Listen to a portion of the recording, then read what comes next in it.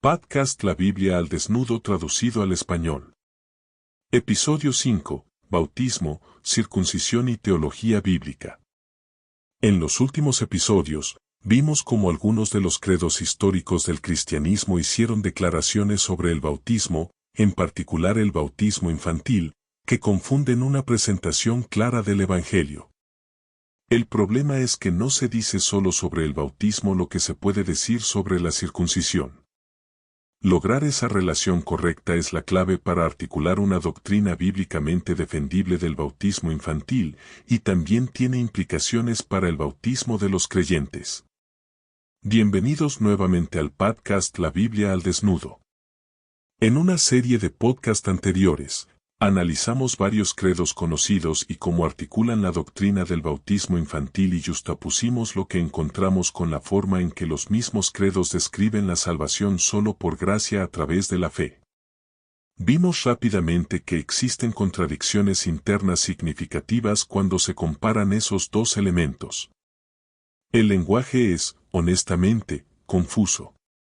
Además, vimos cómo los credos no pensaron en el vínculo fundamental que Pablo estableció en Colosenses 2, 11 al 12 entre el bautismo y la circuncisión.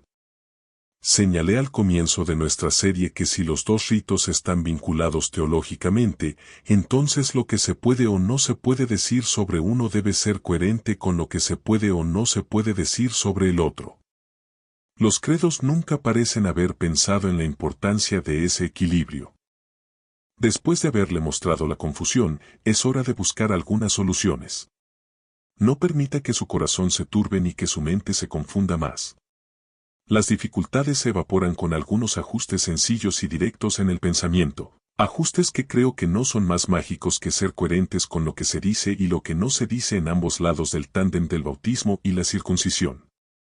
Veamos primero la circuncisión. ¿Qué hizo realmente y qué no hizo? Empecemos por lo último, lo que la circuncisión no hizo por sus receptores. En primer lugar, la circuncisión no proporcionó ni aseguró la salvación, ni disminuyó el impulso pecaminoso de nadie. La historia del Antiguo Testamento es dramáticamente clara en cuanto a que la mayoría de los israelitas circuncidados apostataron, recurrieron a la idolatría y provocaron la maldición de Yahvé en forma de exilio. El hecho de que los hombres israelitas fueran circuncidados no significaba nada con respecto a su inclinación espiritual o destino.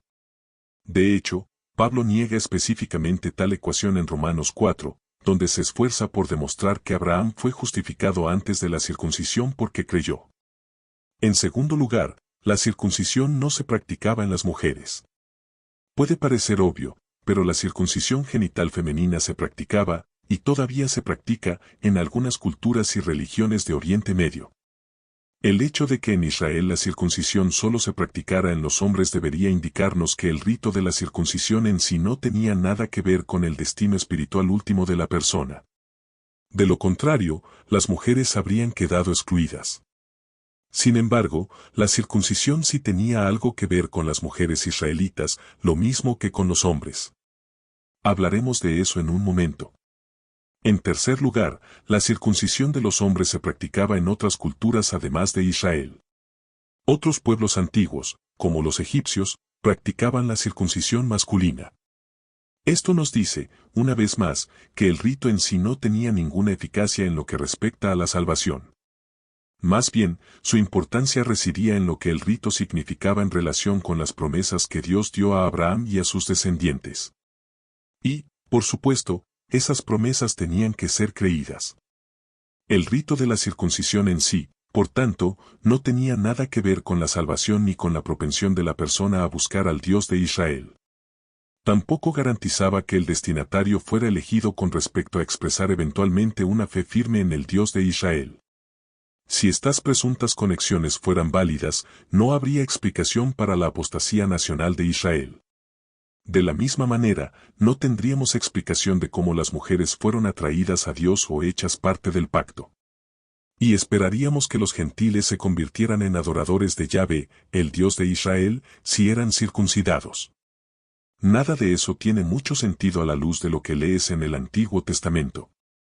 ¿Qué hay del significado de la circuncisión? ¿Qué logró? ¿Cuál era el objetivo? Primero, tanto para los israelitas hombres como para las mujeres, la señal de la circuncisión era un recordatorio físico y visible de que su raza, sus propias vidas y las vidas de sus hijos, comenzó como un acto sobrenatural de Dios en nombre de Abraham y Sara. La circuncisión era un recordatorio constante de la gracia de Dios para esa pareja original y para su posteridad. Someterse a la circuncisión no otorgaba la salvación. Era un recordatorio de la gracia sobrenatural de Dios, en este caso, dirigida a un pueblo que Dios había elegido en amor para darles la revelación de quién era Él y cómo relacionarse correctamente con Él. En segundo lugar, para los varones, la circuncisión otorgaba al receptor la admisión a la comunidad de Israel, la comunidad que tenía la verdad exclusiva del Dios verdadero. Esta verdad incluía la relación de pacto de Yahvé con Israel y su necesidad de tener corazones circuncidados, en otras palabras, creer en las promesas de Yahvé y adorarlo solo a Él. En el antiguo Israel patriarcal, las mujeres eran miembros de la comunidad a través del matrimonio con un hombre circuncidado o por haber nacido de padres israelitas. El matrimonio mixto con hombres extranjeros, en otras palabras, aquellos que no estaban circuncidados y, por lo tanto, no formaban parte de la comunidad del pacto de Yahvé, estaba prohibido. Esta era una prohibición que mantenía la pureza de la membresía, y esa pureza estaba directamente relacionada con el significado espiritual de la circuncisión. En resumen, la pertenencia a la comunidad era importante por una razón específica, solo esta comunidad tenía la verdad, lo que Pablo llama los oráculos de Dios en Romanos 3:2. Solo Israel tenía la verdad con respecto a la naturaleza del Dios verdadero entre todos los dioses y cómo uno podía relacionarse correctamente con él. En otras palabras, solo Israel conocía el camino de la salvación. Yahvé había creado esta comunidad humana con el objetivo de darle a Israel la verdad, el camino de la salvación. Esta exclusividad es lo que significaba en la teología del Antiguo Testamento ser elegido o escogido. La elección no se equiparaba con la salvación, ya que, nuevamente, grandes multitudes de israelitas elegidos no fueron salvados de la maldición de Dios en respuesta a su infidelidad. Cada miembro israelita de la comunidad exclusiva tenía que creer en las promesas del pacto y adorar solo a Yahvé, confiando en que esa relación resultaría en una vida después de la muerte con su Dios. La circuncisión simplemente significaba acceso a estas verdades. Ahora apliquemos esto al bautismo. Es fácil ver cómo el significado y la importancia de la circuncisión se conectan con el bautismo, ya sea que la posición de uno incluya el bautismo de infantes o no. El bautismo de un infante hace que ese infante sea miembro de la comunidad de creyentes, una iglesia local. Con suerte, esa iglesia enseñará los oráculos de Dios, el camino de la salvación, para que el niño escuche el Evangelio en algún momento y crea. La esperanza sería la misma para un receptor adulto. Cuando Abraham y toda su casa, incluso sus sirvientes, fueron circuncidados, el relato no nos dice quién creía en el Dios de Abraham y quién no. La suposición era que, cuando los miembros de su casa observaran la bendición de Dios sobre Abraham y la fidelidad de Abraham, ellos también creerían en lo que estaba sucediendo. La membresía en la familia de Dios fomentaría y sostendría la fe. Estos eran los objetivos de Dios para el pueblo de Dios del Antiguo Testamento, la nación de Israel. Lo mismo es cierto para el pueblo de Dios que hoy se conoce como la Iglesia. La señal y el rito han cambiado, pero el punto teológico es el mismo. Así que, a modo de conclusión, tomar el significado tanto de la circuncisión como del bautismo como algo que básicamente hace una cosa por los destinatarios y una sola cosa, es decir, ponerlos en la comunidad de fe para que escuchen la verdad, separa tanto la circuncisión como el bautismo de la salvación, resolviendo de inmediato los problemas que notamos en los credos en podcast anteriores. Esta perspectiva simplemente analiza el texto para ver qué significaba la circuncisión en la vida de los israelitas, independientemente del género.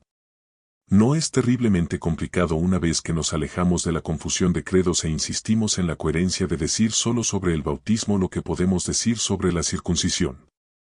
Así es como deben marcarse y articularse la teología bíblica del bautismo. En el próximo episodio, dejaremos de lado el bautismo infantil y analizaremos otros aspectos de la doctrina.